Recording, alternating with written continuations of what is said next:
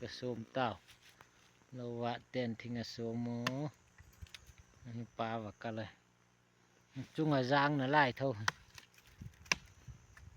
เอาปลาตีแกเราดิแม่ตัวเตะดึงอาจางอาจางให้มา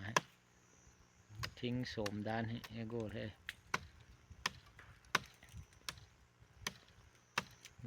ซาตาเยาของอาจับดิแม่ยาหาเทนั่นดึงอากงจอปังดิทิ้งตาไก่นบน่าล้ำแล้วมาเข็ดสังเทมาอุเลเวแล้วมาเก็บปลายอุเลซิกแล้วมาเก็บปลาย